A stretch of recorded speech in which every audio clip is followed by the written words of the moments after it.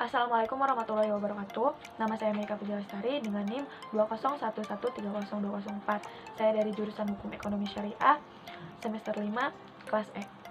Nah, di sini saya akan memenuhi tugas ulangan tengah semester saya, yaitu mereview materi yang telah saya pelajari sebelumnya. Adapun materi-materi yang telah saya pelajari dari pelajaran sebelumnya, yaitu yang pertama teori dan prinsip investasi, yang kedua bentuk usaha dan kerjasama investasi, yang ketiga yaitu bidang usaha investasi, yang keempat yaitu kebijakan investasi. Baik, langsung saja kepada pembahasannya.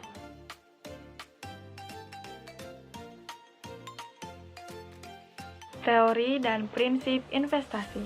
Pun pengertian investasi sendiri yaitu bentuk penanaman atau menanamkan modal dengan jangka waktu yang telah kita sepakati, itu jangka waktu panjang maupun jangka waktu pendek, dengan bertujuan untuk menghasilkan keuangan di masa yang akan. Nyinggung dari investasi dan modal, keduanya itu sesuatu istilah yang sama, di mana investasi dan modal adalah kegiatan yang dilakukan oleh orang perseorangan atau badan hukum dalam upaya meningkatkan atau mempertahankan nilai modal, baik dari itu uang tunai, peralatan harta, hak kekayaan, intelektual, maupun keahlian. Jenis dari investasi yaitu ada 4. Yang pertama yaitu berdasarkan asetnya, yang kedua yaitu berdasarkan pengaruhnya, yang ketiga yaitu berdasarkan sumber pembiayaannya, dan yang ketiga yaitu berdasarkan bentuknya.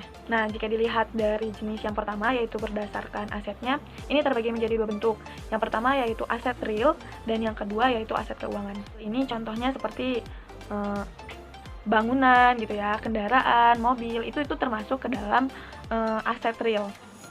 Dan kalau aset keuangan itu kayak dokumen-dokumen berharga, misalnya nih surat tanah, surat motor gitu, itu termasuk ke dalam aset keuangan. Nah, yang kedua yaitu investasi berdasarkan pengaruhnya.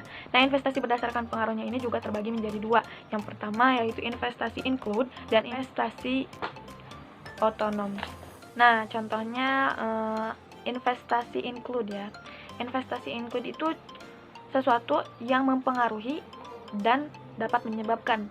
Nih, contohnya itu seperti pembelian surat berharga ya. Selanjutnya yaitu investasi otonom. Nah, investasi otonom ini bisa diartikan dengan investasi yang berdiri sendiri atau dapat didapatkan dari luar pekerjaan kita, seperti kalau kita menabung, itu kita kan nanti ada bunganya. Nah, itu disebut dengan investasi otonom. Itu yang ketiga, jenis investasi berdasarkan sumbernya. Nah, jenis investasi berdasarkan sumbernya itu juga terbagi menjadi 2 nih. Yang pertama yaitu modal dalam negeri, dan yang kedua yaitu modal luar negeri atau asing. Dan jenis investasi yang terakhir yaitu investasi berdasarkan bentuknya. Terbagi menjadi 2, yaitu investasi portofolio dan investasi langsung. Nah, contoh dari investasi langsungnya itu seperti kita menanam saham gitu, ikut pasar modal, itu termasuk ke dalam contoh investasi langsung. Adapun tujuan dari investasi yaitu untuk menghasilkan perekonomian yang lebih baik di masa yang akan datang. Dan dari investasi kita juga akan membantu perekonomian negara dengan mengurangi resiko inflasi. Bahasan yang selanjutnya yaitu bentuk usaha dan kerjasama dalam investasi. Bentuk usaha ini sebenarnya sudah tercantum dalam Pasal 5 Undang-Undang Nomor 25/2007 bahwa PMD atau pasar modal dalam negeri dapat dilakukan dalam bentuk badan usaha berbasis badan hukum, tidak badan hukum maupun perseorangan. Adapun perbedaan dari bentuk usaha badan hukum dan bentuk usaha tidak badan hukum yaitu terlihat dari hak-hak dan kewajibannya. Jika bentuk usaha badan hukum, mereka itu memiliki hak-hak dan kewajibannya seperti kita manusia.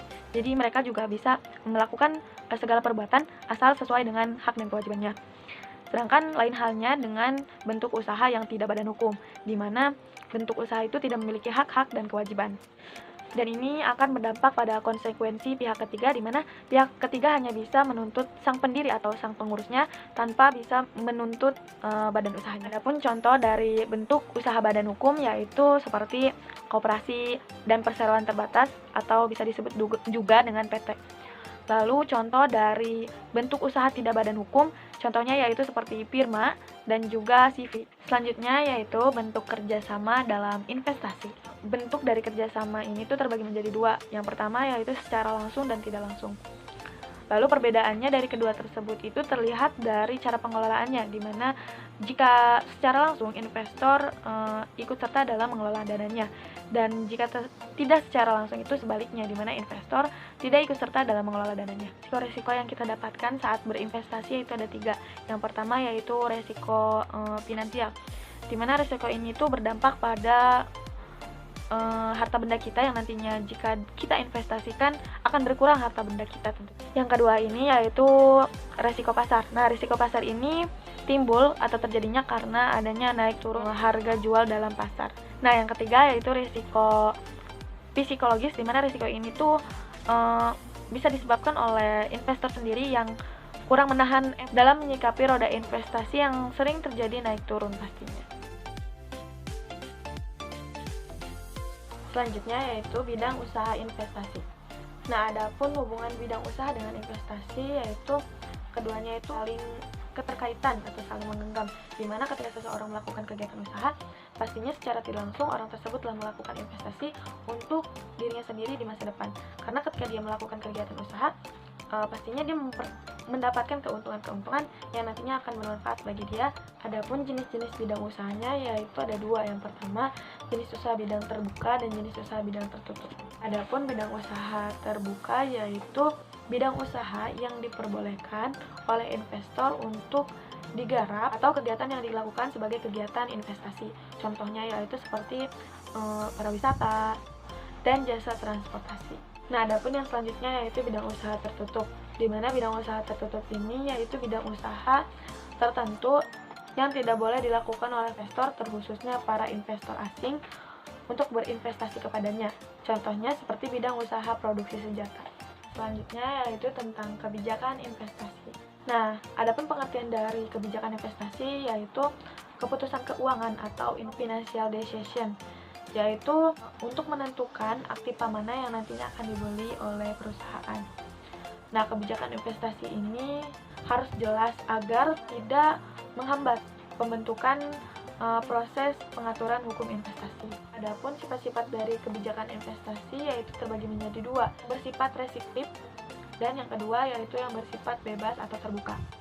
Adapun sifat restriktif yaitu yang secara ideologi menentang adanya investasi asing, karena dianggapnya itu bahwa investasi asing itu menyebabkan terpecah atau berkurangnya kontrol oleh negara.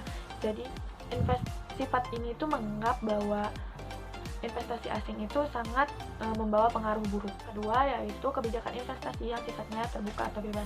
Nah, investasi ini lebih legowo ya terhadap investasi asing dan juga investasi swasta. Nah, mungkin hanya itu saja dari saya, kurang lebihnya saya mohon maaf. Wassalamualaikum warahmatullahi wabarakatuh.